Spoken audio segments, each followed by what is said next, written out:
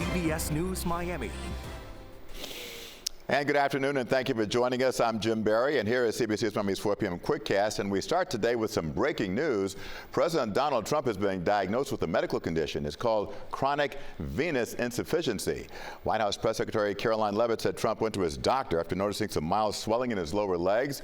According to Johns Hopkins Medicine, chronic venous insufficiency occurs when veins in the legs do not allow blood to flow back up to the heart. Instead, blood pools in the legs, and that can cause some pain. We'll have a whole lot more on President Trump's diagnosis tonight on CBS News Miami beginning at 5 o'clock.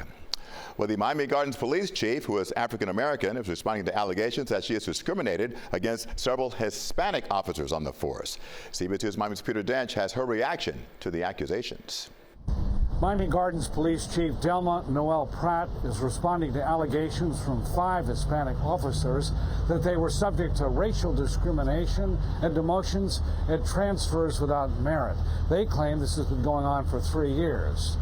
Noel Pratt has been chief since 2017 and supervises more than 200 officers, and she is fighting back, claiming the allegations are without merit. It is disheartening because, after all, we do such hard work in this department. We do good work in this department. And we do it with fairness.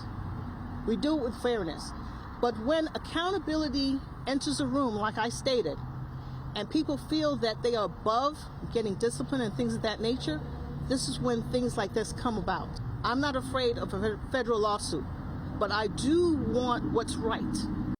Chief Delma Noel Pratt said she has no plans to step down. The attorney for the 5 officers has filed a notice of his intent to file a federal lawsuit. He wants federal intervention.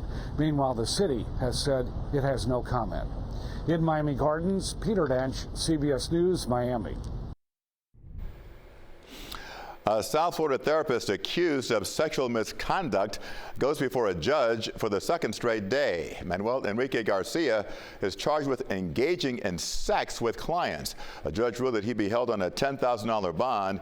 He has also been ordered to stay away from his accusers. Police say Garcia, who is 33, worked at a Miami mental health and substance abuse treatment facility for women. 3 women say he threatened and coerced them to engage in sexual activities. Always tracking, always alerting. This is Next Weather. And Chief Meteorologist Ivan Cabrera back with us. Feeling better? Indeed, absolutely. Good. And ready to turn up the heat, aren't we? Oh, temperatures boy. in the triple digits. This is going to be the longest stretch, I think, of humidity and heat combined this summer. So get ready for it. And the reason for that, everybody, is we're not going to have much in the way of rainfall. Let me show you the extended forecast as far as the next 7 days. And look what I'm talking about here. Rain chances almost gone. 10% coverage for tomorrow. That sets us up for Saturday, which I don't think we're going to have much. Sunday, 10, maybe 20, that would be about it. But generally speaking, we're going to stay on the low end of things before we get into next week, and then we'll start increasing rain chances a little bit. And we'll get back to more showers and afternoon thunderstorms, typical for this time of year. This is not, but sometimes we do get into these dry stretches, and when we do, we have to watch the temperatures very closely because that sets us up for heat advisories. In fact, I think we'll get the first ones. So far this summer, we haven't had any, but I think that will begin heading into the weekend. But I don't want you to wait for the Weather Service to issue an official heat advisory. You have to be careful because the temperatures are going to be in the low to mid 90s, and the humidity is going to make it feel like about 105 to 110. That begins tomorrow and heading into the weekend. So say you have friends and family visiting from up north. They're not used to this kind of humidity, so it doesn't take long before you get into trouble if you spend extra time outside. We are getting rid of most of the storms now west of Chrome. This is a little cluster I've been following, moving southeast and northwest. That's going to be out of our hair in a second here. What I'm waiting for, though, later this afternoon and heading into the evening, we still have the southeast flow. There's still enough moisture, and Next Weather Rain Tracker is picking up on the potential for a couple little showers to kind of sneak in. You see there towards Broward. That may or may not happen. We'll keep rain chances at 10 to 20% as a result for the rest of this evening, and then we really start to dry out. We're not going to be waking up with showers and thunder, nothing like that. The last few days have been very busy. The next few will be just completely the opposite. Still feels like about 100 to 104. That is enough if you're outside and you're not drinking water and you're completely exposed to the sun to get you into heat illness, and then if you stay out long enough, into heat stroke as well. We'll talk more about that coming up at 5 o'clock. But there is rain tracker again. A close-up shot. You'll be able to see a couple little showers there towards the Broward. In general, though, what's going to happen and why we're shutting off rain chances, big dome of high pressure. You get that parked on top of Florida, and the air sinks, compresses, warms, and you shut off rain chances for the most part here. But the problem is at the lowest few hundred feet of the atmosphere, we still have a lot of humidity, so that sets us up for very high feels-like temperatures over the next few days. You can see next weather rain tracker pretty much quiet for the rest of not just today, but the week and heading into the weekend. In the tropics, nothing to talk about here over the next 7 days. We are looking good. I'll leave you with the next weather 7-day forecast, which will feature those very low rain chances coming up, high temperatures in the low 90s, and again, at about 10 to 15 degrees on top of that, and that's your feels-like temperature heading into the next 7 days. We'll be looking for the AC. Okay, Ivan, thank you. A South Florida teen accused of killing his mother in 2023 now has a new trial date. Derek Rosa's murder trial has been pushed from September to January of next year. Rosa was just 13 when police say he confessed to stabbing his mother to death inside of their Hialeah apartment. He is charged with first-degree murder.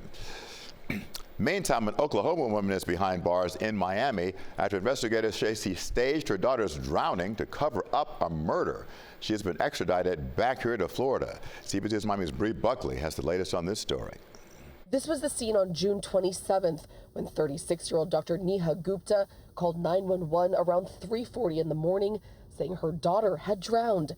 The mother and daughter from Oklahoma were staying at a short-term rental on Northwest 90th Street in El Portal.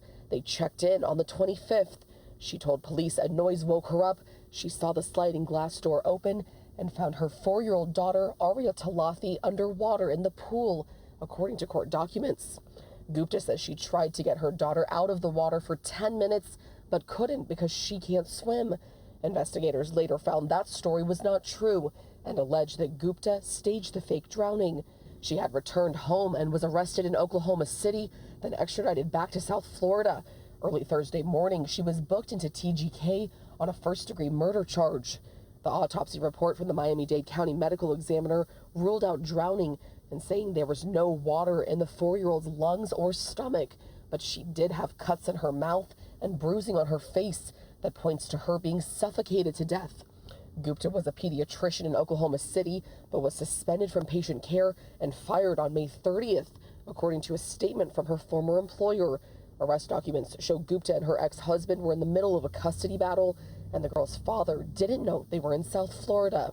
Gupta's attorney previously said she was 100% cooperative with the investigation, calling her a grieving mother, missing her own daughter's funeral. And that was our Bree Buckley reporting. We are monitoring the mother's first court appearance and we'll have a live report on that tonight at 5 o'clock. Meantime, Miami-Dade prosecutors say this just-released video shows a man yanking his 6-year-old stepson around with a dog leash around his neck. 42-year-old Zachary Perez was arrested in May. He is now charged with aggravated child abuse with torture. The state attorney's office says Perez has a history of domestic violence, which include incidents with his 14-year-old daughter. He has pleaded not guilty and now is being held at a mental health facility. All right, when we come back, Big Brother host Chen previews tonight's first live eviction. Welcome back. CBS's summer hit reality show Big Brother is now in full swing, of course. In fact, the first live eviction of the season is tonight in what is being called a summer of mystery. CBS News Miami's Nacha Sherman talked to show host Chen about this season's twists and turns. So who will be the first to go? Big Brother's first live eviction of the season is tonight in what is being called a summer of mystery. Big Brother host Chen is here to talk about what has been a wild first week. Julie, we know the theme, expect the unexpected. That's already the case this season. Oh, yeah. I mean, who have ever expected that Rachel Riley, legend, former winner, after 14 years would be back in the house? I mean, certainly not me. Yeah, you know, the game has gotten off to like a huge start on opening night, starting with Ashley taking a 2-hour shower and really, you know, making herself look bad to her housemates. Yeah, we're going to get to that because I want to dive into that with you. But we are so excited in Miami to have a Miami house guest. Tell us about him and what do you think so far? Well, Keanu, he is by far like we have some strong guys in the house, but this guy, he's a kettlebell coach. He's a dungeon master, which means he plays, Dungeons and Dragons. And he's named Keanu because his parents love Keanu Reeves because they loved him in Bill and Ted's Excellent Adventure. So when we say expect the unexpected from the game, I also have to say it for house guests because he looks like this big, like muscle-bound athlete, but he's like, I'm really just like an odd guy who loves Dungeons and Dragons. You don't think of that physique when you think of Dungeons and Dragons players. No, you don't. But you know what? Maybe it'll be like part of his strategy or something. We got to get back to this. You mentioned it off the top, the Showergate incident, because this is all over social media. It seems pretty minor. Do you think this is a sign that the house guests need to be really careful this season, like extra careful? Clearly, because it wasn't just, Vince, the head of household, whose shower she was using before him for 2 hours, but it put off the other house guests. They didn't like that about her. Julie Chen Moonves, thank you so much and congratulations on such an amazing show that is still wildly popular. Thank you for being with us. Thank you. All right, of course, Big Brother's first eviction tonight, live at 8 p.m. right here on CBS News Miami. And finally, get ready to play ball. This Friday, CBS Miami will air the Marlins game against the Kansas City Royals, and CBS News Miami anchors Lauren Pastrana and Elliot Rodriguez will be throwing out the first pitch. They have certainly been warming up, guys. We know you both are going to come out of the bullpen. Throwing strikes. That is CBS News Miami's Quickcast. We're going to see you in a bit on CBS News Miami beginning at 5 o'clock. I'm Jim Barry. Thanks for watching.